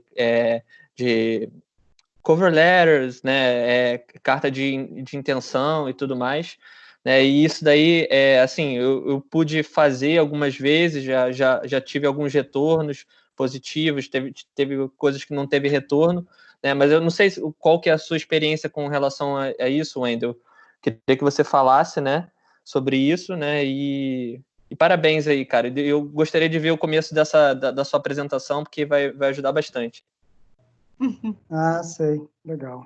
Você é de onde, Lucas? Eu sou da UERJ, cara. Terminei agora há pouco tempo, menos de 2 meses, né? Eu fiz mestrado com a professora Mônica Heibron, né? E na área de geoquímica, geotectônica, né? E assim, agora eu estou querendo tentar, né, entrar nesse doutorado fora aí. Já fiz algumas entrevistas, estou participando de alguns processos. Eles são diferentes de países para países, variam muito de universidade para universidade. Mas, assim, foi legal a sua abordagem também, a sua coragem, né? Como que você chega, você fala com as pessoas, eu achei isso muito interessante. Vou tentar adotar aí algumas táticas. Se estiver dando errado, manda crítica, que aí a crítica todo mundo quer responder logo. Mas, parabéns, você está no caminho, cara. Você está direitinho no caminho de alguém que vai fazer doutorado fora. Embora eu tenha tido muitas vezes... quando eu estava num evento, tinha um amigo meu que está fazendo pós-doutorado lá na Austrália, e ele fez doutorado pleno lá na Austrália também. E ele me falou assim e é uma coisa que acontece comigo também, ele falou, muita gente me pergunta, aqui, como que eu faço para fazer doutorado aí na Austrália? E há muitas vezes, e ele se chateava um pouco com isso, porque assim, ele batalhou tanto para correr atrás, ele falando isso, né? E às vezes a pessoa achava que era simples. Eu tenho uma opinião um pouco diferente, eu acho que é simples, eu acho só que a gente tem que ter coragem, eu acho que realmente isso é uma coisa que eu tenho um pouco, assim, coragem. Eu tenho um pouco medo de falar em público, mas falar pessoalmente eu sou um pouco mais desprendido, assim. E mandar e-mail. O que aconteceu comigo, né? Eu tive 2 já vislumbres de fazer pós-doutorado. Eu quero fazer um pós-doutorado fora, curto, porque eu quero viver minha vida aqui no Brasil, quero tentar ser professor aqui no Brasil. Mas eu tive dois vislumbres que foi coisa que eu não corri atrás, mas foi resultado dessa. Uma eu comentei durante a palestra, que foi o rapaz lá da ETH. Eles queriam até que eu já fosse para lá, como eu já estava na Alemanha, lá do lado, que eu já fosse lá levar as amostras e tal, mas também tinham muito interesse nas minhas amostras, não exatamente era a pessoa querendo me ajudar, querendo fazer coisa boa, só pensando em mim, né? Tudo é isso, é parceria. Você tem que se oferecer também com a pessoa a fim de trabalhar e isso foi uma oportunidade que aconteceu comigo. E a outra oportunidade veio já do meu orientador lá da Alemanha, né? Que ele submeteu um projeto e nem me falou, na verdade, ele só me falou depois, de pós-doutorado de 2 anos. Você tem que falar que você quer, tem vaga nas newsletters das sociedades, né? Sempre eles vão mandar um e-mail ali, as revistas também, quem assina as revistas, aí vai vir com uma parte ali dos jobs, né? Então, vai ter vaga de doutorado lá e tem que aceitar também um projeto que não é o seu projeto, mesmo que seja na sua área, e isso vai facilitar um pouco. e continuar nesse caminho aí. Você vai conseguir. Depois você me manda um e-mail aí quando você tiver conseguido aí, me lembrando que eu falei que você ia conseguir. É essa coisa, tem que falar que vai e vai. E começar a correr atrás. Acaba aqui agora e já começa a procurar aí. Pô, show de bola, cara. Obrigado. Eu tenho um exemplo para te dar também, Lucas. Uma estudante aqui da UNB, né? Ela fez mestrado comigo e quando ela terminou, ela também queria ir para fora e ela começou a submeter para várias universidades. Eu mesmo escrevi várias cartas de recomendação que ela me pediu e no final das contas a gente recebeu um pessoal da Austrália aqui, da UVA, né? Da University of Western Australia. E aí eu falei para ela, vem para a palestra que eu vou te apresentar para o pessoal. E aí eu apresentei, ela é muito tímida, sabe? E ela fala inglês bem, ela publicou na Geophysics o mestrado dela, e aí ela meio que sumiu, assim, ela conversou com eles e tal, e foi embora. E aí era para ela continuar conversando no final, e ela tinha ido embora, mas eu comecei a falar dela para eles, que tinham aceitado o artigo e tal, e aí eles ficaram super interessados, e ela está lá com bolsa de lá, fazendo doutorado pleno na Austrália. Tá? Então, essa comunicação, né, falar sobre o que você fez é extremamente importante, tá? Eu não conhecia essas pessoas, tá? Eu fui apresentar mesmo a Poliana para ajudar e ela tá lá, tá se dando super bem, o pessoal gosta muito dela e ela tá gostando muito dessa experiência também. Então, é o que o Wendel falou, você quer, você vai conseguir. Eu também acredito nisso, sabe? A gente tem que correr atrás.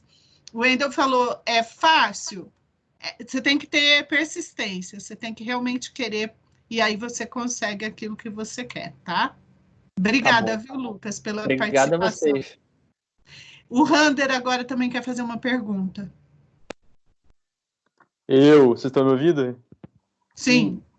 Eu vou habilitar meu vídeo aqui também para ficar menos impessoal. Oi, Edu, beleza, cara? Beleza. Parabéns pela palestra, muito bom, velho. Legal que você conhece a Ana.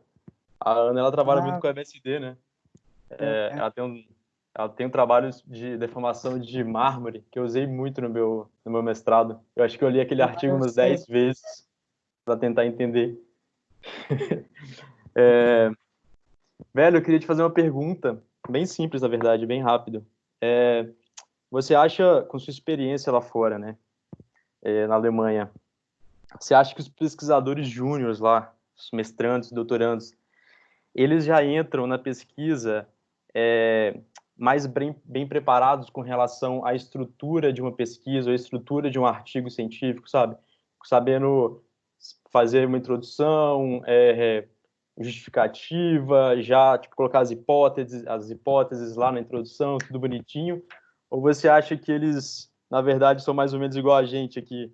Porque quando eu fui no mestrado, quando eu comecei a fazer meu mestrado, eu não sabia muito, sabe, justificativa, o que é justificativa, quais são os objetivos, que pergunta que eu tenho que responder na minha pesquisa, sabe? E eu acho que essa pouca experiência minha na pesquisa me fez levar a acreditar, não acreditar, mas perceber que ter essas estruturas bem definidas, sabe, objetivo, quais as perguntas que você quer responder, os métodos que você usa, quando você tem isso mais bem definido, o seu artigo fica mais legível, assim, você consegue contar uma história que não seja tão chata para os leitores que vão ler seu artigo, sabe? Queria saber se você percebeu isso lá fora, se eles são mais bem preparados do que a gente, e que se você acha que no nosso programa aqui da UNB, ou dos outros programas do país, a gente deveria focar mais nessa, igual o teu orientador fez contigo, sabe? Sentou você na cadeira e falou, ó, introdução é assim que tem que fazer, objetivo assim que você tem que escrever, sabe? Você acha que existe uma diferença? Você poderia falar pra gente um pouquinho mais sobre isso? Tem. Eu não tenho uma opinião assim tão fácil, tão bem informada assim, igual você está pensando que talvez eu teria, não. Eu tenho, assim, alguns adendos, talvez. A carreira de professor é diferente lá na Alemanha, né? assim, uma coisa que a gente aprende a valorizar mais, talvez aqui os nossos professores, é a gente ver como que os nossos professores aqui têm que fazer tudo que eles fazem lá, e ainda mais algumas coisas, além de uma carga de aulas gigante. O meu orientador lá, ele tinha uma turma lá, que eu pedi ele para ver, só de curiosidade, que de 400 alunos. Então, louco. dali ele já matava. Ele dava uma aula num auditório que era 400 alunos. Aquela coisa, assim, de filme mesmo, sabe? Assim, foi bem legal, assim, tem muita coisa... Foi muito perfeito, assim, a minha estadia lá na Alemanha, assim, até chato, assim, porque eu fico procurando muitos problemas, assim, que eu sei que tem e não tem, mas eu sou muito resolvido, porque eu gosto demais dessa UNB aqui, dos professores, do pessoal, e eu gosto mesmo, assim, da cidade. E para te falar que, como os professores aqui têm talvez mais uma coisa, eles têm menos tempo para poder sentar com você para escrever. Talvez isso seja um diferencial. Mas talvez isso seja também mais relativo ao estilo da pessoa, o estilo do orientador, da pessoa em si, Uhum. qual que é a palavra certa? Não sei, o jeito da pessoa mesmo de entender a pesquisa, mais do que aonde ela está, se ela está no país A, B ou C. Tem orientador que vai pegar na sua mão e outros não. Eu sempre me dei muito bem com meus orientadores, porque eu sempre gostei de ser mais independente. Outra pessoa quer o orientador que seja mais de falar, olha, agora leia esse artigo e tal. Isso não é demérito nenhum, é estilo diferente de pessoas. Só que o que acontece muitas vezes é que tem o casamento errado. Casa o aluno que é dependente com o orientador que ele quer que o aluno seja dependente. Aí as Uhum. coisas complicam, mas, cara, o brasileiro, ele resolve, a gente resolve. No final, atrasa e tal, mas resolve, a gente publica uns artigos sem... As nossas áreas não têm mapeamento geológico direito, aí, básico, aí a gente vai lá e publica um artigo numa revista grande, e muita gente faz isso, né? A Roberta mesmo deu exemplos aí. Eu acho que a gente tem que ser feliz, assim, um pouco com o que a gente tem em volta. Essa questão do orientador lá era uma coisa que, talvez, assim, é o estilo dele e também é uma coisa que eu queria aproveitar ao máximo lá, de estar sentado perto dele na mesa dele, sem medo e tal, com os problemas todos de inglês e, e o tempo dele também, que ele era o chefe geral lá do departamento. Então, ele tinha esse problema também. Ele é do estilo brasileiro, ele tinha tantas coisas para fazer quanto tem o professor aqui. Mas lá tinha muitos pesquisadores, que era a função dele é só fazer pesquisa, ele não dá aula. Isso eu acho que é fantástico. Eu também. E aí ajudou, porque você pode sentar na sala de um cara desses, mesmo que não seja seu orientador, e o que o cara faz é publicar. Ele publica muito mais do que o cara que é professor, Uhum. porque é o que ele tem que fazer. O professor que publica, cara, quando você vê um professor, por exemplo, publicar em primeiro autor, é porque, assim, nossa, o cara, como ele arrumou esse tempo. A gente vê isso, né? Então, é mais ou menos isso, assim. Eu acho que a gente tá bem, eu acho. Eu tive na Alemanha, que é um país reconhecidamente com ciência de alto nível, né? Eu ia para aquela universidade lá de vez em quando, só para mudar de áreas lá, e era legal. Ver a galera lá pesquisando e tal. O jeito deles, diferente mesmo, também incentiva, né? Um pouco, trabalhando Uhum. menos e aquele foco. E a questão dos artigos, eu tive o meu melhor amigo lá na Alemanha, ele começou o doutorado mais ou menos junto comigo, 6 meses depois, e ele é alemão, né? Um estilo bem alemão mesmo, assim, frio e tal. Depois, no final, a gente virou bem amigo e tal, de abraçar e tal. Mas o Alex, ele começou junto comigo, e quando começou o artigo, escreveu o artigo, a gente queria submeter na mesma revista, que é a Economic Geology, e a gente começou mais ou menos a escrever junto. E aí eu falei com ele, vamos ver quem acaba primeiro? E ele acabou bem primeiro que eu. Mas depois, assim, eu também participei de outras 2 publicações como coautor e tal, Mas, enfim, eles são mais rápidos, eu acho, para fazer. Mas os caras não têm internet igual a gente, não tem Instagram. Uhum. Isso eu achei isso, sabe? Eu fiz campo com alunos da graduação lá, foi muito positivo, assim. Era tudo em alemão nos afloramentos, né? Era só eu que não era alemão ali. E aí depois eu ficava perguntando e tal, e eu consegui, assim, eu queria muito entender o sistema escolar deles, eu gosto de comparar e tal. No final, na minha apresentação, eu falei isso lá, assim, e fiz uma propaganda imensa, assim. Eles ficaram muito impressionados com a quantidade de campo que a gente faz. Olha só. Eu falei na minha graduação quantos dias de campo que eu fiz, e eles ficaram muito impressionados. Muito campo, muito campo. Tudo bem, está diminuindo um pouco, mas a gente tem muita coisa legal, assim, como geólogo prático mesmo, entender um pouco de tudo, né? Sim. Falei Pô, obrigadão. demais. Foi mal. Que isso. Obrigadão, cara. Quando você falou lá no começo da palestra que nós brasileiros somos os melhores geólogos do mundo, quando eu fiz sanduíche, graduação de sanduíche na Austrália, fiz um campo de mapeamento geológico do último ano deles lá, cara.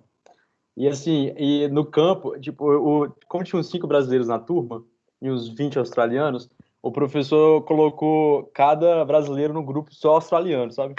E, cara, no final a gente tava assim, levando os grupos nas costas. Legal. No meio do Outback, sabe? Porque ninguém sabia nem identificar quartzo direito, sabe? E daí Sei. os professores lá falavam, cara, vocês são muito bons, como é que vocês são muito tão bons de campo assim? Eu falei, a gente tem 3 mapeamentos, um para cada tipo de É, rocha, sacou? e a gente se vira, cara. Eu fiz o curso que chama Geologia do Grand Canyon. E Pô, que aí da a hora. geologia mais fácil do mundo. Você desce, é bem pesado, porque é 1.000 metros que você desce a pé, né? Mas é afloramento o tempo todo e tem de tudo ali. Você consegue, assim, quem já é formado, então, vai ver de tudo ali, todas as estruturas possíveis, rochas variando toda hora. Tinha uma foto do Grand Canyon lá, a primeira foto. E, e eu também tive essa impressão, assim, eu com medo, né? Os caras entendem mais, eles vão ver que eu não sei bosta nenhuma, mas assim, eu sei muita coisa, às vezes eles sabem muitos detalhes de mineralogia, que às vezes a gente não sabe. Os caras são muito técnicos, têm uma educação.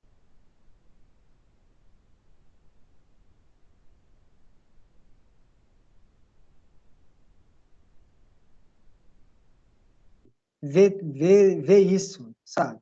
E eu recomendo até ir lá no Grand Canyon e fazer o curso lá de geologia lá.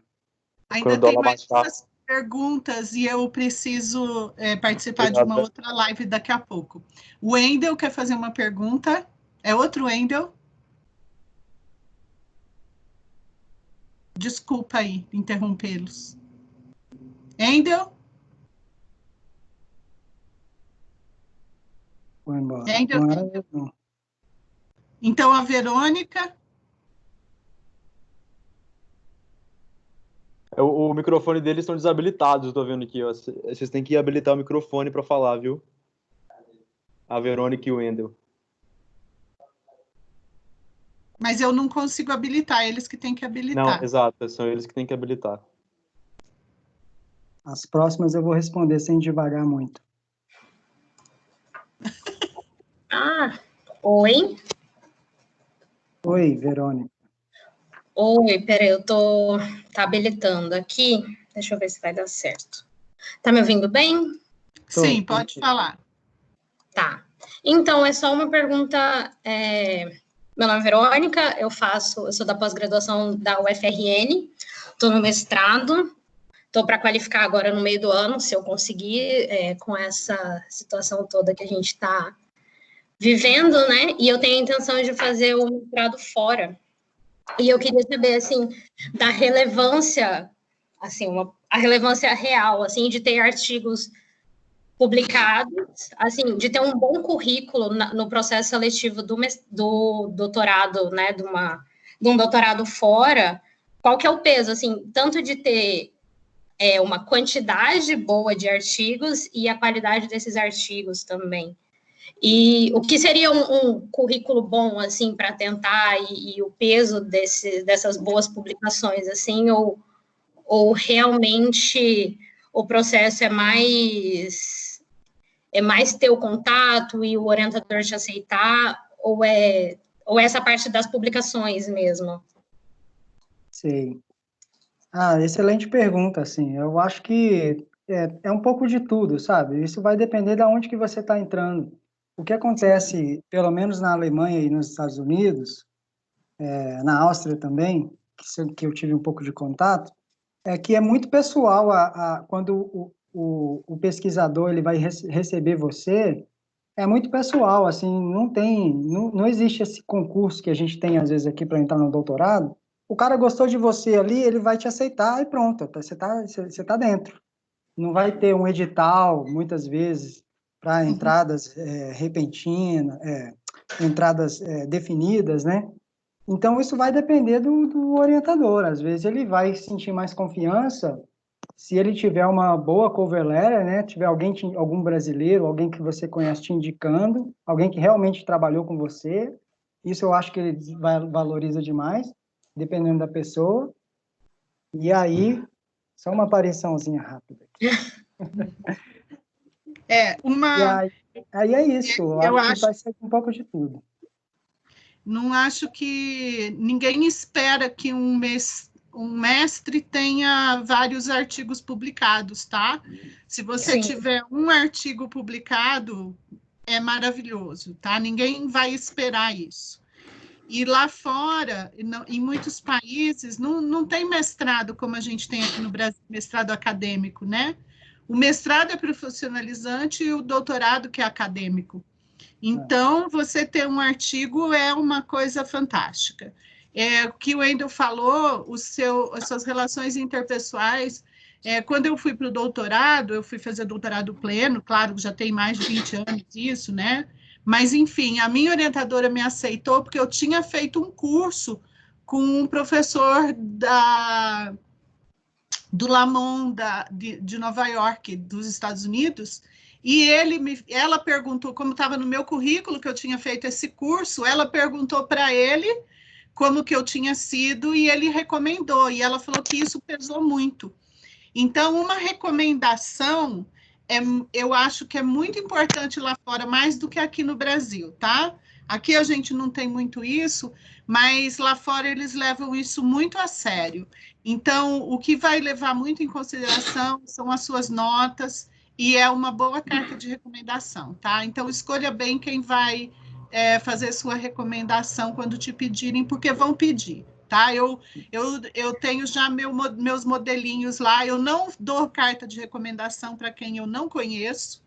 Eu já teve alunos que me pediram, que foram meus alunos em uma matéria, mas nunca fizeram nenhum PIBIC, nada comigo, e me pediram carta de recomendação. Eu falo que eu não me sinto à vontade.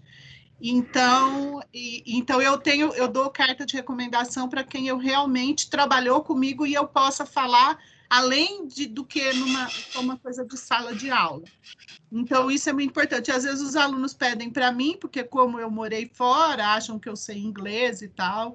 Então isso é muito importante, tá? Só complementando aí, né, Endo, que eu também tenho um pouquinho. Tá bom demais. Ajuda. Quer complementar? Oi? Agora, Verônica, peraí, Endo. Verônica. Oi. Não, era só isso mesmo, e você até falou das notas, e eu sei que o processo seletivo, não. O que mais importa, né, que eu estava vendo na Austrália, que eles fazem muito o que eles contam até seria uma nota da dissertação, que no caso não é uma coisa que a gente tem aqui no Brasil. No Brasil. Então, aí eu até fiquei um pouco na dúvida por isso, porque como que seria essa nota, já que não é, assim, a gente não tem esse caso de nota, assim, a gente só tem, pelo menos na UFRN, né, e na UFMT, que foi onde eu graduei, que é ou sim ou não, que seria a pessoa, a aprovação, né? Isso. Bom, eu não me lembro como foi, mas eu lembro que essa minha que está lá, né, na Austrália, eu lembro que eu coloquei alguma coisa, assim, eu sempre coloco em personagem, entre os alunos que eu orientei, que trabalharam comigo, ela é um dos top 5, top 10, entendeu? Eu faço esse tipo de coisa para quantificar, entendeu? E saberem onde que está esse aluno com relação aos outros.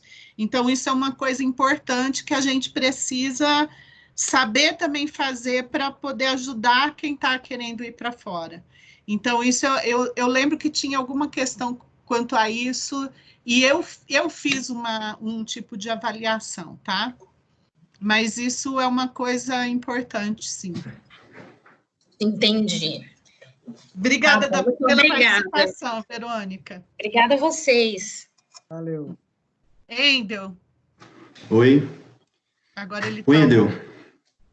Agora tá escutando? Sim. Tô sim. Quase sabe. Wendel, muito obrigado pela sua apresentação, assim, foi maravilhosa, é muito bom ver etapa, assim, eu acho que os alunos que devem estar escutando também, né, é muito legal ver, assim, as descobertas desde o começo, né, e as vontades e buscas dos alunos até atingir um nível, uma visão e desenvolvimento para trazer para a gente, enriquecer, porque a gente não tenha medo de fazer a mesma coisa, né, ser ambicioso. A minha pergunta, uma parte da pergunta já foi feita pelo Hunter, que é sobre essa questão da organização científica, né? Essa maturidade nesse tema, mas como você já tinha falado que é muito relativo aqui, a segunda pergunta é como que você vê lá a relação de produção, assim, dos alunos da pós-graduação, assim? Porque o que eu vejo aqui, eu fui orientado pela professora Roberta, né? Sou graduado no UFMT, então eu estive aí na UNB também, agora eu estou no Unicamp, e eu vejo, assim, que a gente demora muito tempo para poder ter uma estabilidade, sabe, para poder desenvolver bem a pesquisa, e eu queria saber qual que é a sua percepção em comparação aqui e a comparação lá na Alemanha onde você esteve, tá? Obrigado aí pela pergunta. Você teve uma formação bem legal, diversa, hein? Um abraço aí para a Alice aí, do Bosco. Gosto muito. Cara, eu acho que, assim, tem uma coisa que faz muita diferença, que é o inglês, né? Assim, eu tive a sorte de ter saído da exploração e eu usei o meu dinheiro de participação de resultados para passar esse tempo lá nos Estados Unidos. Eu tinha um inglês muito preliminar mesmo. Então, isso ajudou um pouco, assim, porque a gente precisa ler artigo e tal. O alemão, a minha filha, eu tenho uma filha, né, pequena, ela apareceu aqui, ela ficou um ano lá também, ela voltou fluente em alemão e várias palavras em inglês ela sabe falar também, assim, porque a língua inglesa é mais presente lá na Alemanha, nos outros países, desde mais cedo do que aqui. Agora a gente já está um pouco melhor na nossa geração, né? Isso eu acho que faz bastante diferença, porque na hora de escrever a gente tem que ter é questão de educação básica mesmo, que eles são mais fortes que a gente, né? Principalmente para quem vem de escola no ensino público. Então, assim, isso vai fazer diferença, claro, na hora de escrever, a pessoa vai ter mais facilidade de escrever, de interpretar o texto, do que a gente. E isso vai fazer uma diferença no início, mas eu acho que depois a gente equilibra. Eu acho que talvez ali no final do mestrado, que a gente já escreveu com bastante dificuldade um artigo, e com pouco tempo, altíssima pressão, né, carga psicológica brutal, assim,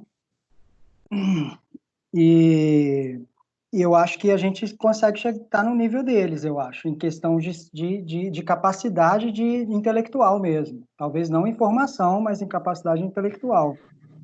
E eles vão acabar publicando mais, mas se eles também têm uma dificuldade. O curso de geologia é menor, muitas vezes, às vezes de 3, às vezes de 4 anos.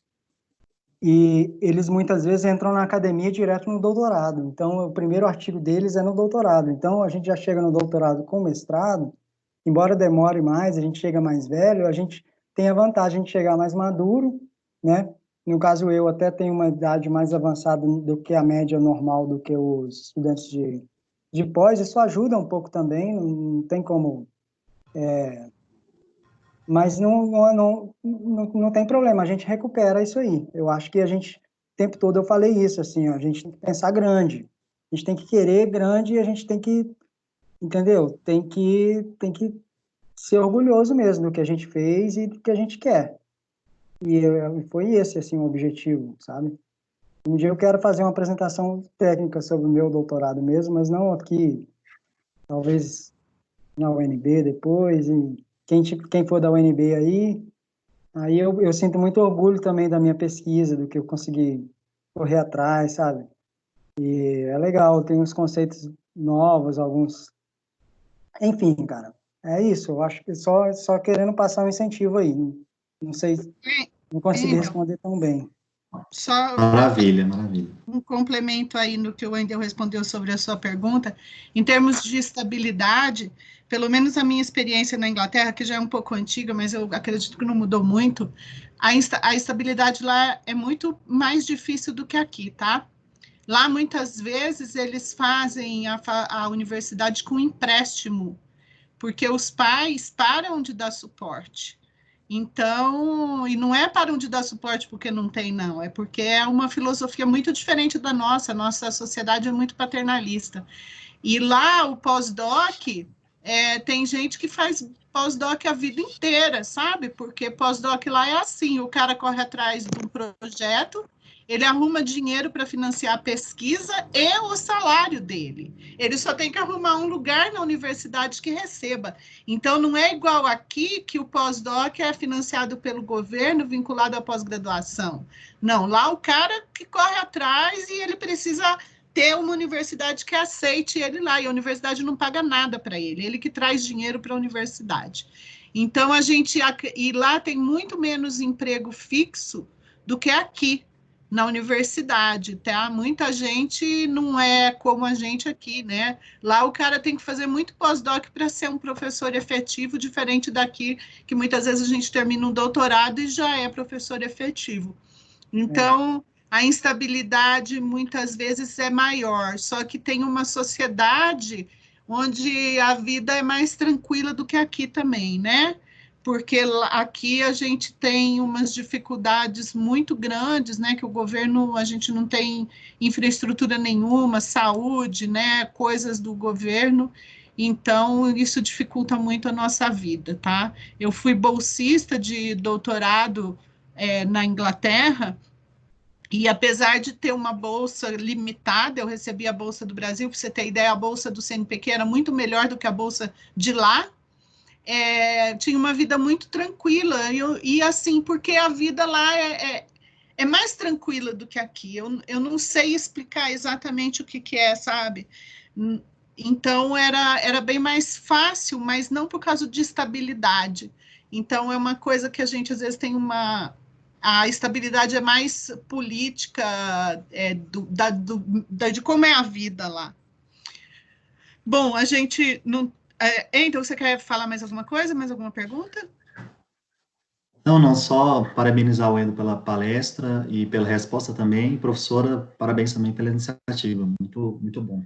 Um abraço. Muito obrigado. Então, tá. Eu queria, então, eu vou encerrar a gravação, tá? Primeiro, e, ao mesmo tempo, agradecer